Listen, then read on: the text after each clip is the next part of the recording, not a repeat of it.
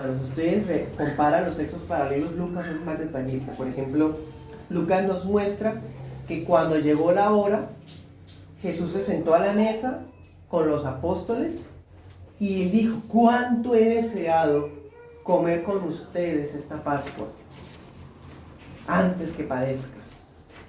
Lucas nos cuenta, Lucas es un poco más íntimo en esta escena. Jesús les dijo: porque les digo que no la comeré más hasta que se cumpla en el reino de Dios.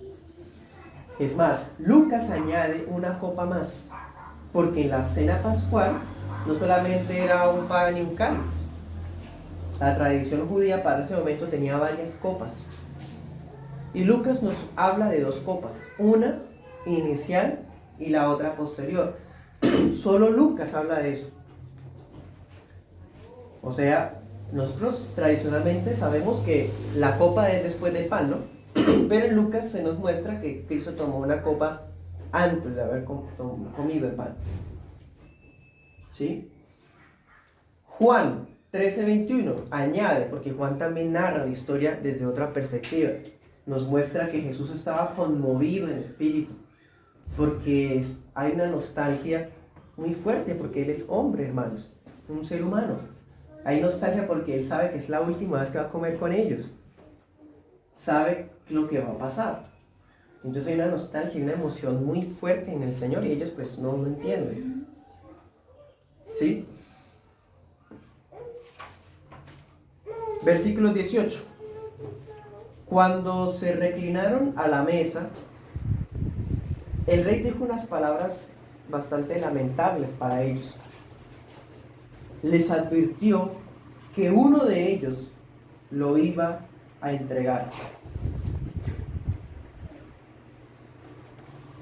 ¿A usted no le llama la atención que cuando Cristo dice eso, ellos empiezan a decir: ¿acaso seré yo? Y lo dicen tristes. ¿No les llama la atención eso? Porque nosotros sabemos quién es, porque ya sabemos la historia, pero ellos no saben. Eso nos enseña algo, hermanos, que incluso los regenerados por el Espíritu Santo, ni siquiera nosotros tenemos confianza en nosotros mismos. Porque ellos saben, bueno, ellos humanamente saben que ellos no son, porque ellos no han tramado nada, pues seré yo. Pero como no confían en sí mismos, dicen: de pronto, ¿qué tal sea yo? ¿Sí me hago entender? Eso es impresionante. O sea, no hay de ninguna manera jactancia o pretenciosidad en ellos o orgullo. No, pues no soy yo, pues no soy yo usted, no. Entonces, ¿quién? Es Judas, no. Todos confían, no de todos contra todos señalándose como si fueran enemigos, no. Se señalan a ellos mismos. Eso es muy impresionante. Comparémoslos con los apóstoles del comienzo del Evangelio, que eran más impulsivos. Han cambiado muchísimo, ¿no? Han sido transformados. Cristo les dice: sí es uno de los 12. Resulta que, como ya vimos la vez pasada, la mesa no habían sillas, ¿no? No era una mesa alta como las nuestras. Era una mesa en el suelo y la gente se reclinaba para comer. Se reclinaba literalmente casi acostados en la mesa o al lado de la mesa. Y había la costumbre de colocar una taza con salsa en la que se podían sumergir los trozos de carne de la Pascua del Cordero y los trozos de pan. Entonces, por eso Cristo dice: el que moja conmigo en el plato. ¿Sí? Otro detalle, hermanos. Mateo nos dice que ellos estaban entristecidos en gran manera. No es como que, ay, pero ¿qué tal sea yo? No, estaban demasiado tristes. Tanto es así que Juan 13 nos da otros detalles. Miren cómo se complementan, ¿no? Juan dice que todos se miraban dudosos sobre la mesa. Y Pedro le hace señas a Juan, porque Juan está recostado sobre Jesús. Y Pedro le hace señas a Juan como que: pregúnteme quién es. Pregunte, ¿de quién se trata? Bueno, y ahí es cuando Cristo dice, el que moja conmigo en el plato. ¿Sí? Dice en Mateo, el que mete la mano conmigo en el plato. Dice en el versículo 21, todas las cosas, hermanos, de verdad, todas las cosas van a ocurrir conforme se habían profetizado en las Escrituras. Pero hay de aquel individuo por quien el Hijo del Hombre iba a ser entregado. ¿Sí? Todo está ocurriendo como escrito está. Pero hay de aquel que va a entregarlo. Mejor le fuera no haber nacido. Hermanos, esta frase es muy profunda y podemos encontrar dos enseñanzas principales. Primero, el infierno es real. Es una doctrina cristiana, bíblica, histórica. Las sectas, como los testigos de Jehová y los adventistas, dicen que el infierno no existe. Ellos creen en una aniquilación, o sea, los pecadores son desintegrados de la existencia y dejan de existir. Eso es antibíblico. Este versículo implica el castigo eterno del infierno. Porque, hermanos, ¿qué diferencia tendría que Judas, si la aniquilación es real, si Judas cuando muera pues va a dejar de existir, va a ser aniquilado? Y le va a pasar igual que a todos los pecadores. O sea, ¿para qué Cristo dice mejor le fuera no haber nacido? Si de todas maneras va a ser castigado igual que los otros. No.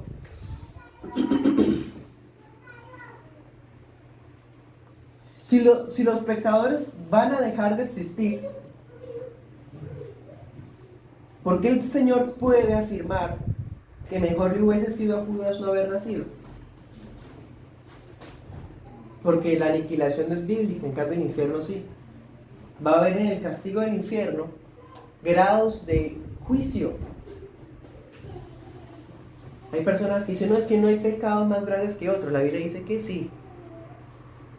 La Biblia muestra que hay pecados que se castigan más que otros. Todos llevan al mismo infierno, pero aún en el infierno habrán lugares con mayor castigo. Y eso es un ejemplo de esto. El castigo de Judas va a ser peor que el castigo de un fulano que nunca conoció a Cristo. Claro, y es justo que sea así. ¿Se dan cuenta? Segunda enseñanza que nos implica. Todo está decretado por Dios.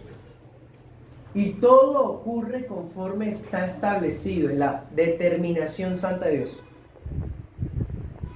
Y a la vez, las personas son responsables por sus actos. Lo que Judas hizo ya estaba decretado. Es más, Judas estaba predestinado para hacer eso. Pero Judas es responsable porque él lo hizo voluntariamente. Eso es un misterio. Y es algo difícil, duro, pero así es. Eso implica, hermanos, que hay un decreto, todo se cumple y las personas de todas formas son libres y responsables. Ya vimos la semana pasada, o bueno, la antepasada, cuando estudiamos el texto, lo que motivó a Judas a hacer lo que hizo. Todo fue de su voluntad. Nadie lo obligó, él lo hizo, pero ya estaba predestinado a hacer eso. ¿Ven? Eso es una armonía. No debemos verlo como un choque de cosas. No, pero si está decretado, entonces Judas era un robot. O no, pero entonces si Judas es libre, entonces la predestinación no, eso no es bíblico. Hermano, ni lo uno ni lo otro. Ir hacia un lado hacia el otro es ser herejes. Las cosas van a la vez, en armonía, sin que choquen. Está decretado y él está haciendo todo voluntariamente. ¿Cuál choque hay entre esas dos cosas? Hay armonía, hermanos. Bueno, entonces, hermanos, en todo tiempo Jesús afirmó ser el hijo obediente del Padre, el siervo sufriente para su pueblo. ¿Sí? Y todo se iba a cumplir conforme se había predeterminado, hasta lo que hizo el Judas Iscariote. Pero Judas lo hizo voluntariamente. Hechos 1, 16 y 20 nos dice que Judas era hijo de perdición. O sea, el hombre ya estaba predestinado para que él hiciera eso. Los que no les gusta esta doctrina de la predestinación, la doctrina bíblica, la predestinación, se inventan salidas. Y dicen, no, es que pudo haber sido cualquiera de los 12. Pudo haber sido cualquiera de los 12 el que lo hubiera traicionado. No, falso. Hechos 1, 16 al 20 dice textualmente que él era el hijo de perdición. Y punto. Ya, así no les guste a los que prefieren colocar por encima su libertad a la voluntad de Dios.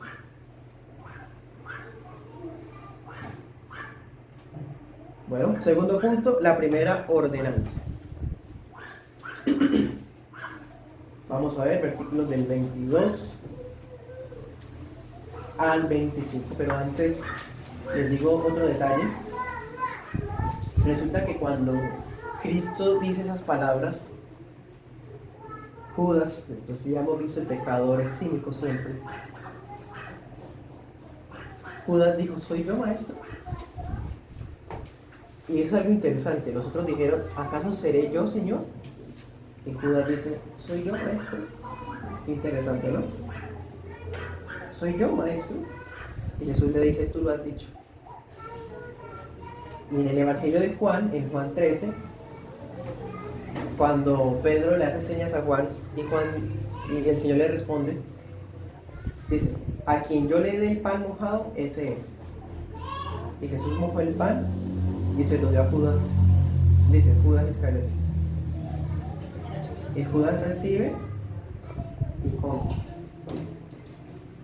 Y cuando come, en Juan 13 dice, Satanás entró en Judas.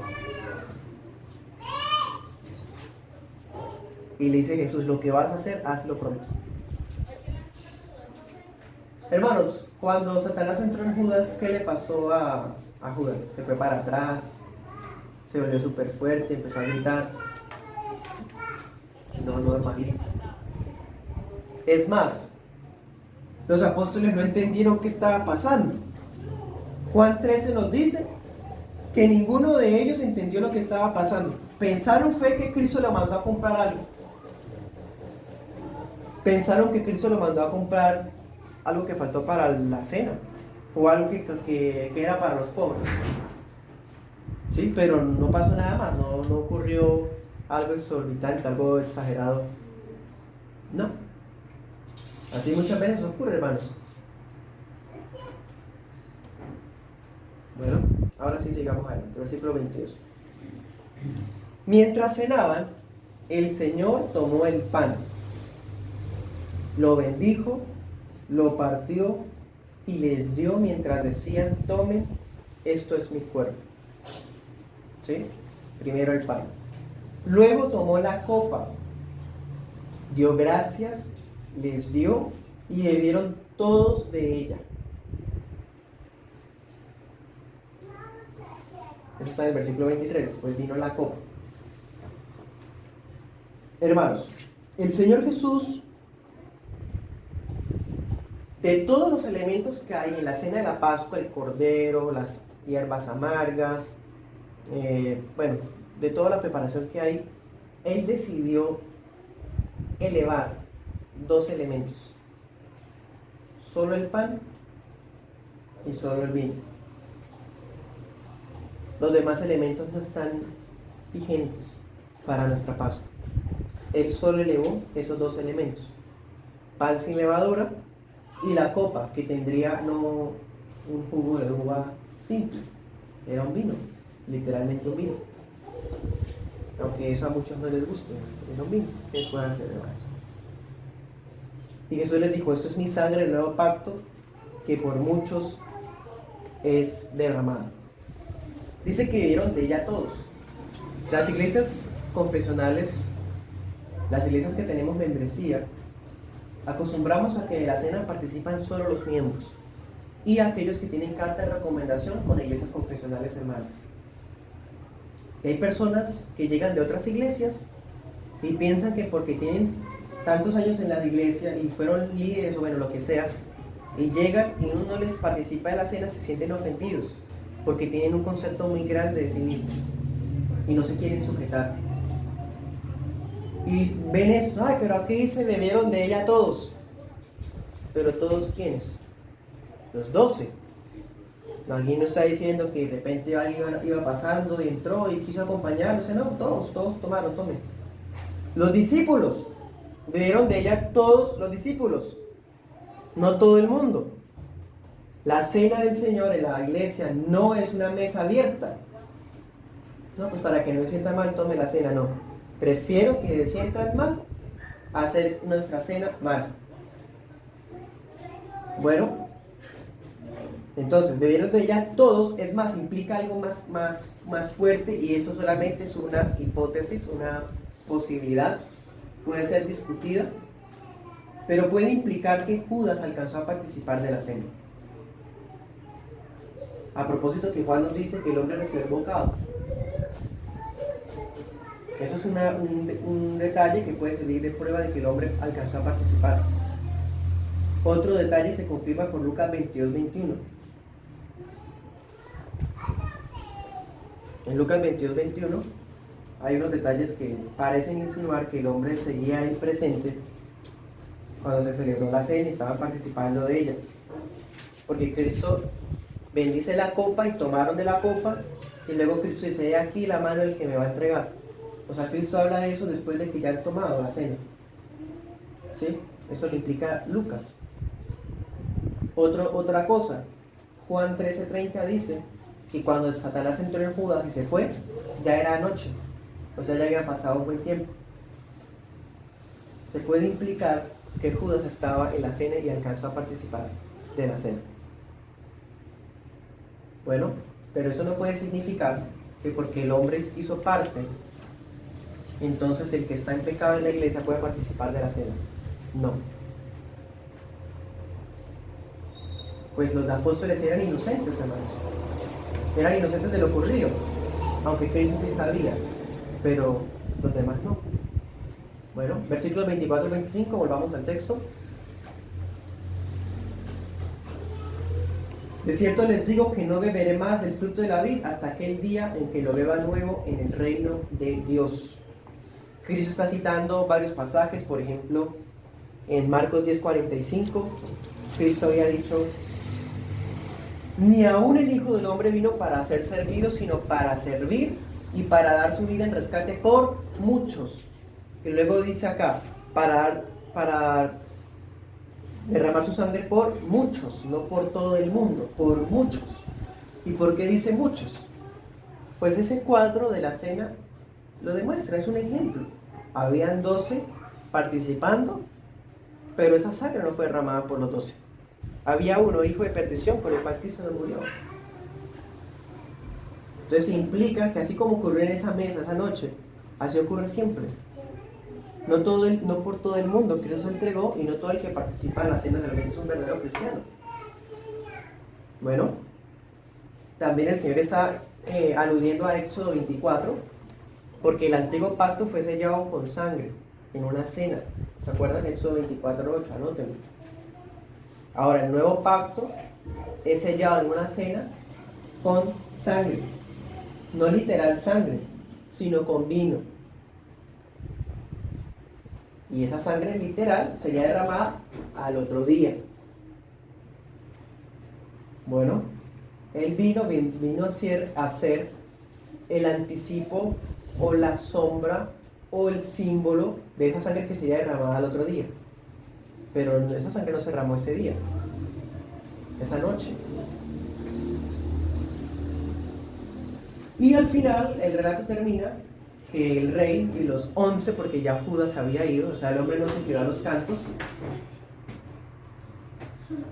Al final, el rey y los 11 entonaron unos himnos. ¿Cuáles himnos se cantaban? Usted nunca había pensado, nunca había considerado que Jesús también cantaba. Jesús, aquí lo vemos cantando al Señor. Dios Hijo cantando a Dios Padre. Qué belleza. ¿Qué estaba cantando el Señor? La tradición judía para ese momento cantan los salmos Halel. ¿Se acuerdan? Los 113 al 118. Esos eran los salmos que estaban cantando. Y de ahí se fueron al Monte de los Olivos. Ya ese Monte de los Olivos sí sabía Judas. De ese lugar sí sabía Judas, que el Señor acostumbraba a ir allá. El lugar de la cena no, pero el lugar del Monte de los Olivos sí lo conocía. Bueno, para terminar, hermanos, vamos a ver algunas aplicaciones. El Señor, como les decía ahorita, elevó algunos elementos que se usaban en la ceremonia de la Pascua judía y los elevó a elementos de una ordenanza del nuevo pacto. Nosotros como cristianos no celebramos las fiestas judías. Y si a esas alturas un cristiano quiere remediar esas fiestas, está cayendo en idolatría. Eso lo dice Gálatas. Pero usamos los elementos que Cristo usó en el nuevo pacto, el pan sin levadura y la copa de vino. ¿Sí? Ahora, cuando Cristo dijo, esto es mi cuerpo, esto es mi sangre, ha sido bastante controversial por siglos. De hecho, hay 4 posturas, las cuales vemos en el curso de discipulado para bautismo y membresía. La postura romana, de la transustanciación, la postura luterana, de la consustanciación, la postura zwingliana, de que la cena es solamente un memorial, y la postura calvinista, que la cena es que Cristo está espiritualmente en los elementos. ¿Sí? Nosotros como iglesia reformada calvinista tenemos la postura calvinista. Creemos que los elementos no son meramente memoriales, o sea, nos simbolizan, nos conmemoran, sí, pero más que eso, porque hay una presencia espiritual en ellos, y no porque ellos se conviertan en, o que venga a estar la sangre sobre, o la carne debajo, no. Solo que espiritualmente, de una manera mística, sana, la presencia de Cristo está de manera especial con nosotros. Y no porque el elemento se transforme, porque igual ahí está. Eso es un pan y eso es un jugo. Bueno. Cristo está hablando en un lenguaje metafórico, porque cuando dice esto es mi cuerpo, Él está ahí. Él está ahí entero. Ni siquiera se ha sacrificado. Entonces cuando dice esto es mi cuerpo, no está diciendo que esa es la carne de Él, porque la carne está ahí frente a ellos. Lo mismo ocurre con la copa. ¿Sí?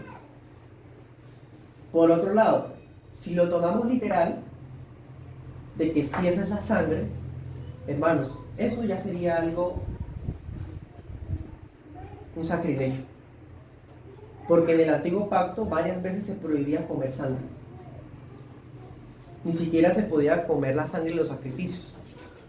Ni siquiera se podía comer la sangre de un animal que hubiese sido sacrificado mal. O que lo hubiéramos asado, vamos a comer carne asada, pero no se hizo que hubiese salido bien la sangre del animal. No se podía comer porque tenía sangre. Entonces sería algo, es impensable que sea literal, porque estaba prohibido en la ley de Dios comer sangre. Bueno, en otras ocasiones Cristo dijo, o Cristo habló de manera metafórica, por ejemplo en Juan 6:52, un texto que Roma le encanta apelar. Cristo dice, es necesario que coman mi carne, que beban mi sangre.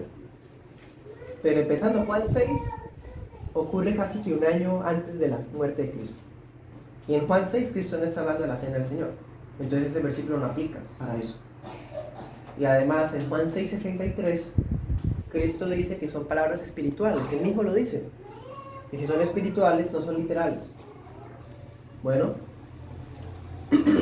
Ahora, hermanos, el pan representa el hecho de que el rey cargó en su cuerpo el castigo que merecía el pecador, porque la ley de Dios exigía el castigo justo.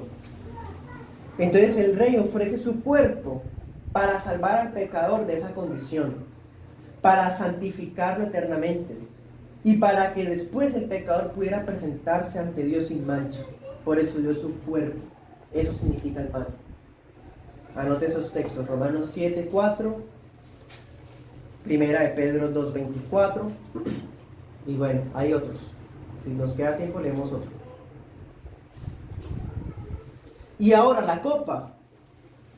La copa representa la sangre necesaria para propiciar la justa ira de Dios. Es la sangre la que perdona pecados. Es la sangre la que propicia la ira de Dios. Es la sangre la que estableció el nuevo pacto prometido. En Jeremías 31 Dios había dicho, haré un nuevo pacto con la casa de Israel y la casa de Judá. Cristo está diciendo, ese es el nuevo pacto en mi sangre. Nuevo pacto de Jeremías se cumple en Cristo y lo sella Cristo con su sangre que se derramada al otro día. No en esa copa. La copa representa la sangre que selló el nuevo pacto. La sangre justifica a los culpables, los hace justos. Ya vimos, ahorita a propósito, otra cosa que vimos en la escuela. Dios no justifica al impío porque basado en el olvido o basado en el amor inmoral del mundo, sino Él justifica al impío con base en la muerte de un sustituto inocente. La sangre perdona todos los pecados, la sangre limpia las conciencias, la sangre nos da victoria eterna, la sangre nos acerca a Dios mediante la fe, y la sangre rompió el muro de separación entre israelitas y judíos, entre gentiles y israelitas. Por la sangre la iglesia somos una, y ya no hay dos casas, Israel y Judá, o Israel y los gentiles, no, por la sangre somos un solo cuerpo. Todo eso simboliza la copa. Anote los textos. Efesios 1:7, Primera de Juan 1:7, y realmente hay muchos más.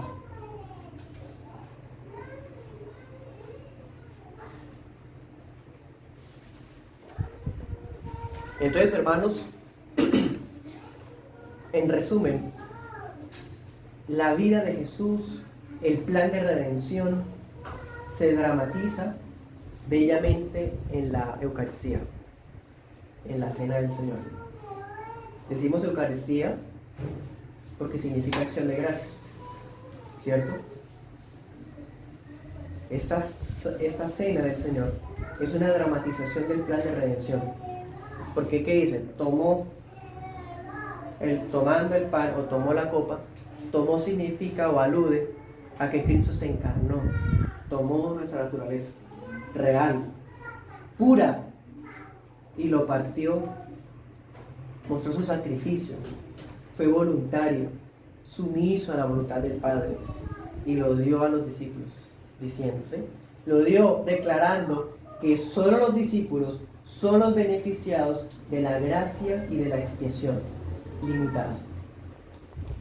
Bueno, al celebrar la Cena del Señor en acción de gracias, miramos hacia el pasado de la cruz del Calvario, donde el Cordero fue inmolado, primero para destruir el poder del diablo, Hebreos 2.